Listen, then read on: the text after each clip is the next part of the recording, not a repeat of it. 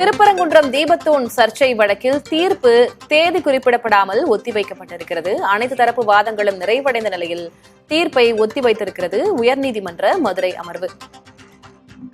கோயில் தேவஸ்தானம் தரப்பு, அரசு தரப்பு, காவல்துறை தரப்பு, மனுதாரர் தரப்பு, தர்கா தரப்பு என்று பல்வேறு தரப்பு வாதங்களும் இதில் முன்வைக்கப்பட்டன. இந்நிலையில் அனைத்து வாதங்களும் நிறைவடைந்த நிலையில் தீர்ப்பை ஒத்திவைத்திருக்கிறது உயர்நீதிமன்ற மதுரை கிளை அமர்வு. தேதி குறிப்பிடாமல் தீர்ப்பு ஒத்திவைக்கப்பட்டிருக்கிறது.